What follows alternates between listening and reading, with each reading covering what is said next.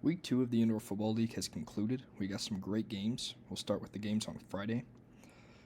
The Sioux Falls Storm went to the Quad City Steamwheelers, and the game ended in overtime with a Quad City victory.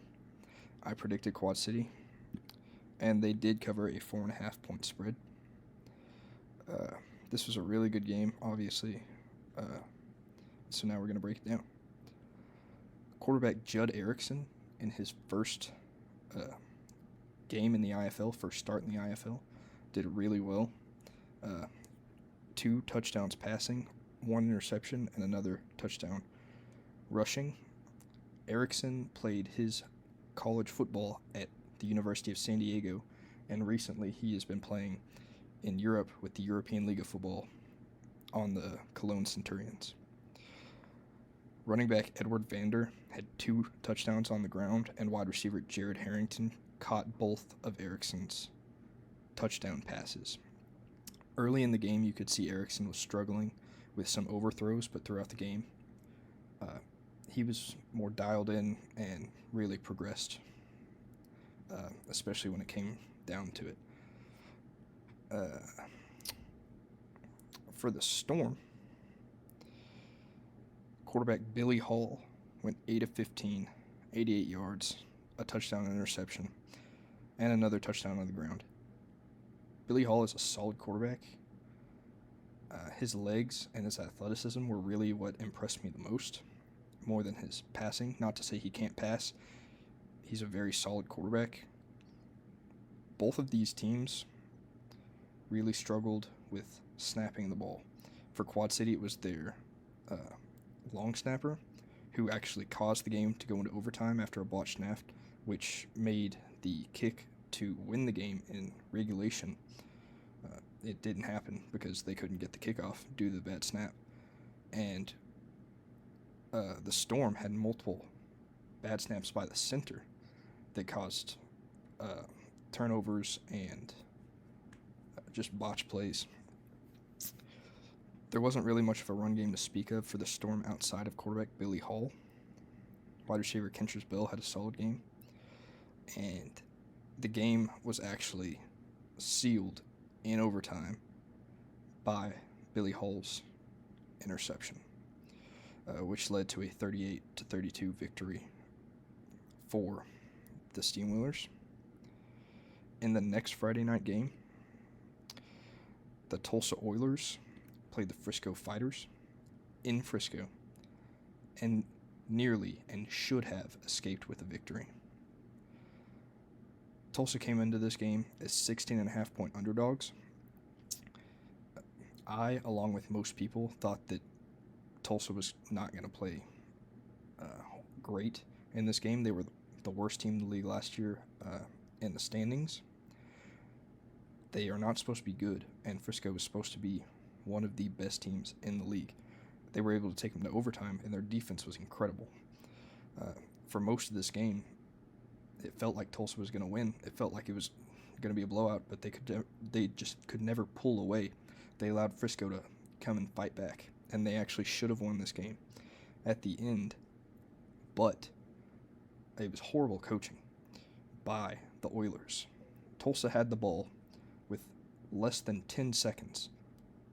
They were about to, they should have kicked the field goal, but the coaches let the clock expire rather than spike the ball or call a timeout, which they had, and they let time expire instead of kicking the game-winning field goal to go to overtime. So I really do not know what was happening there. For the Oilers, obviously their defense was great. They held Tulsa to just 31 points, and that last touchdown was scored in overtime. But quarterback Daniel Smith had a solid game. 2 touchdowns, over 100 yards, but he did take 2 sacks. Running back Montero DeBose had an okay game. Only averaging 1 yard per carry is not good, but he did have a touchdown. And 3 different wide receivers for the Oilers caught a touchdown. Noah Lyles, defensive lineman for the Oilers, had 2 sacks, which really came up big. But in my notes, just one of the main takeaways is Tulsa's defense being because they weren't giving Frisco very much.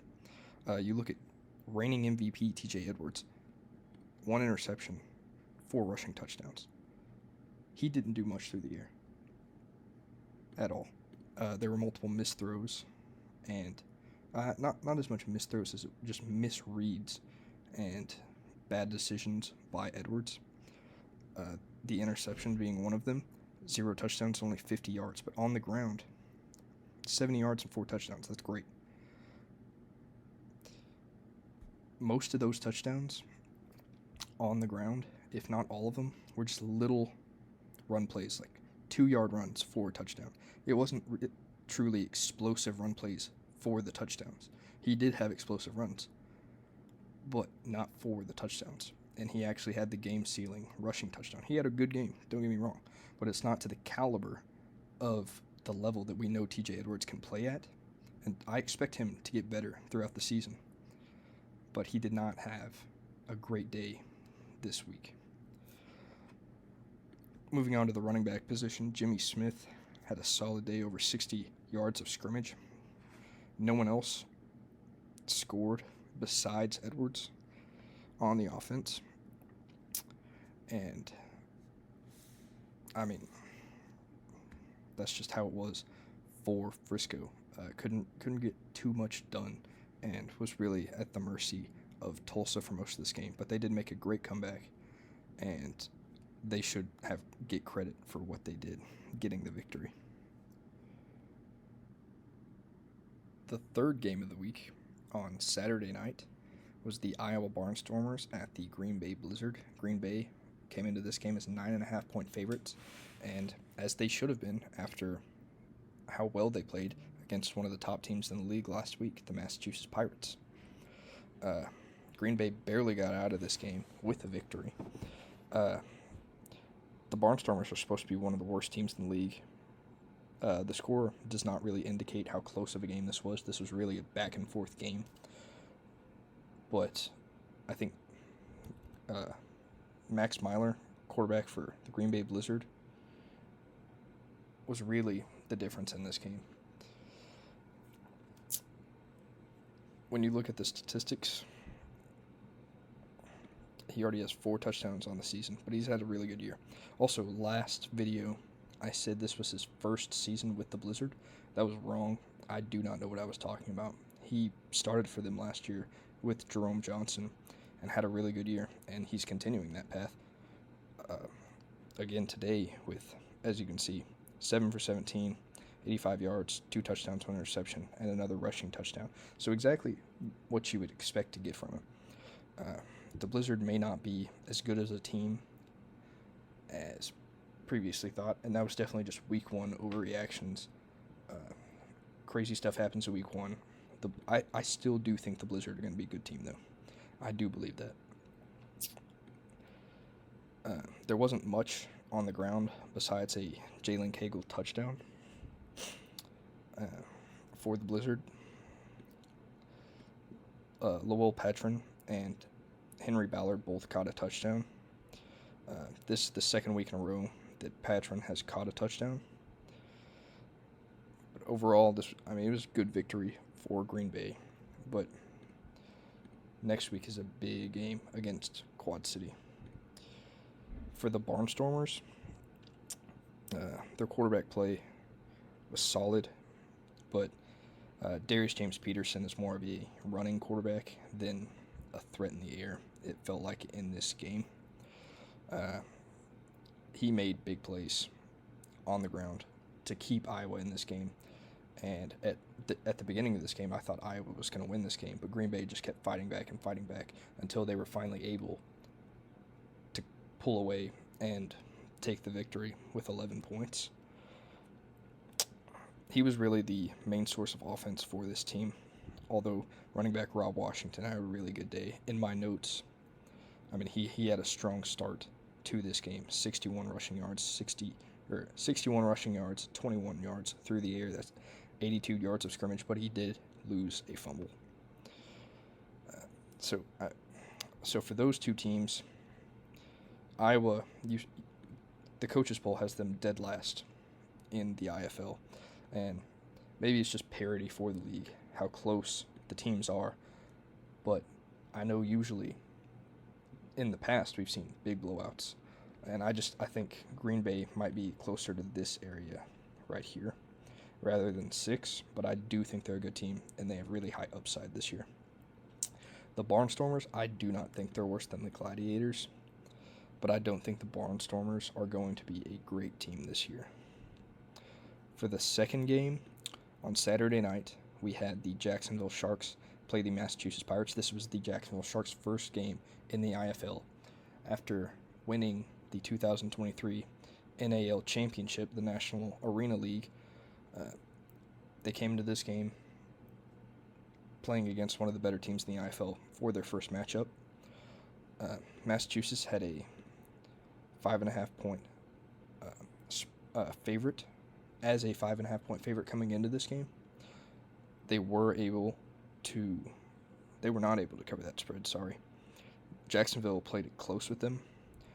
In this game, the stream for the YouTube Live was pretty laggy, glitchy for the first little bit of the game, but they did fix it.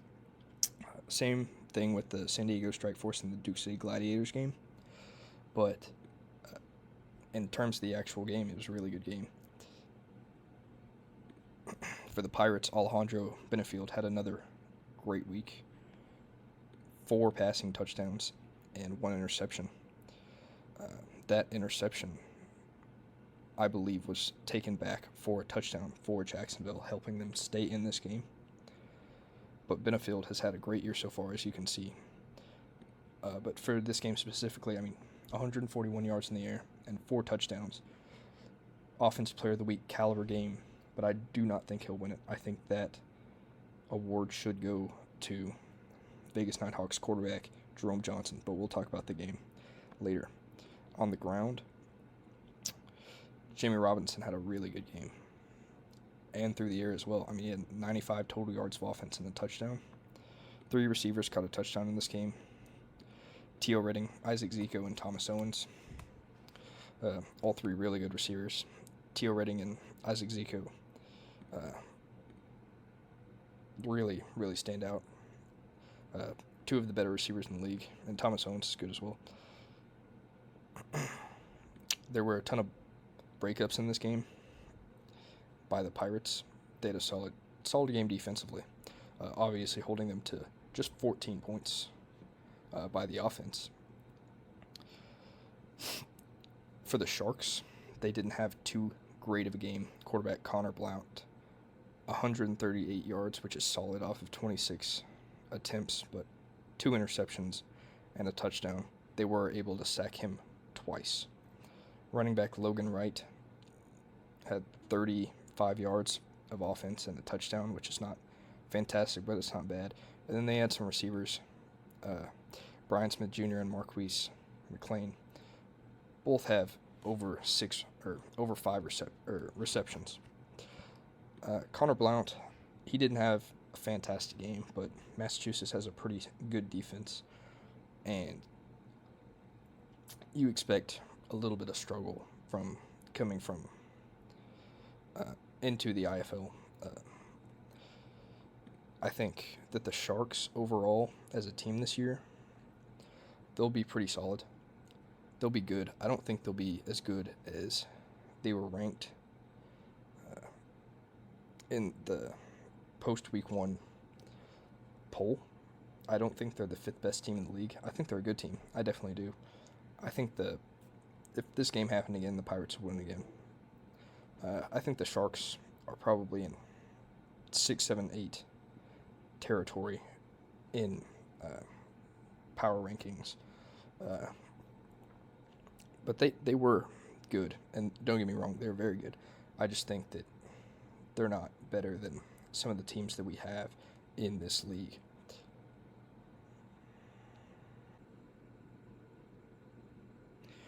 The game on Sunday night, the Vegas Nighthawks at the Arizona Rattlers, was definitely the best game of the week.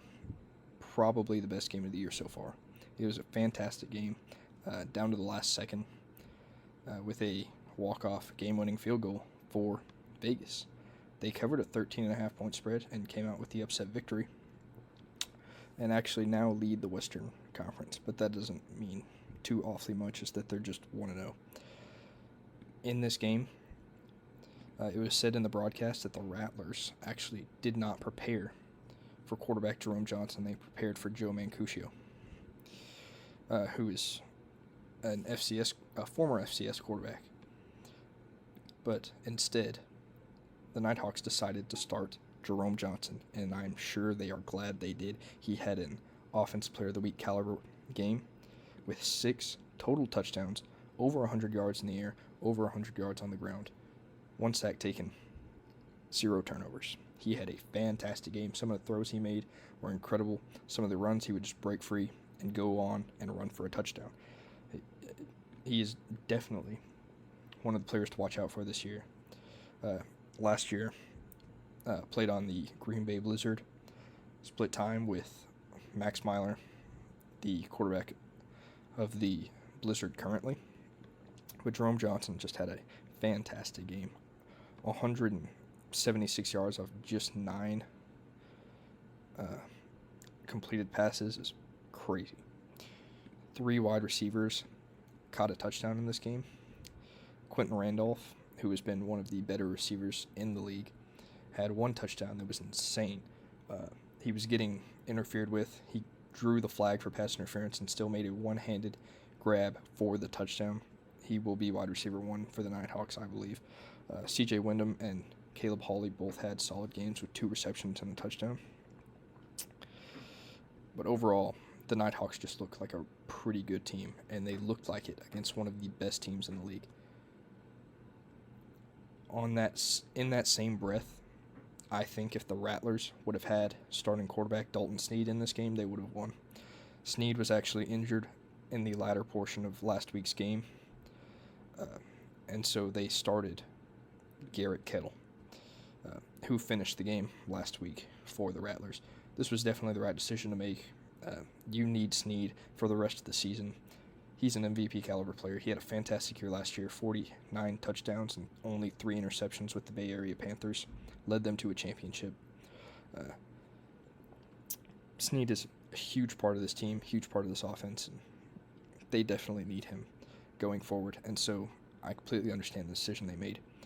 Kettle went 6 for 9, 71 yards and a touchdown with 46 yards on the ground in 1 half of play. They did pull him after the second half. I don't know if that decision was made prior to the game or if they just saw how he was playing and decided that they wanted to go with Lorenzo Brown Jr.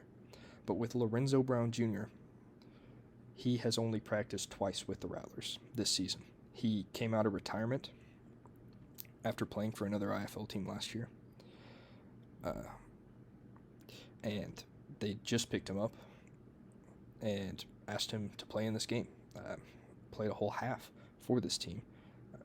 He didn't do fantastic, but he didn't do horrible either. He had a touchdown, an interception, and a fumble lost with 2 sacks. He went 10 for 14, which is pretty solid, especially when you consider the fact that he's only had 2 practices with the team.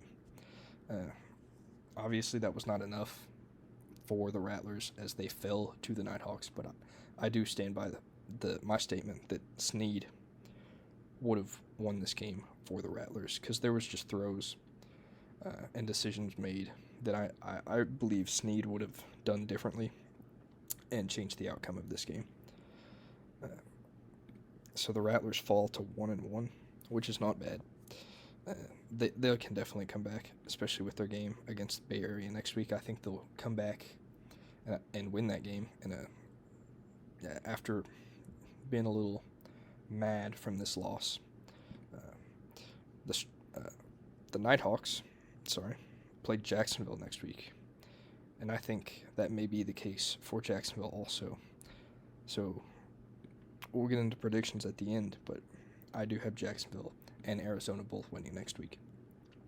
Now for the final game of the week, Monday Night Football, we had the San Diego Strikeforce at the Duke City Gladiators, 2 of the lower level teams in the league, as you can see going into this game, the Gladiators were ranked 16th.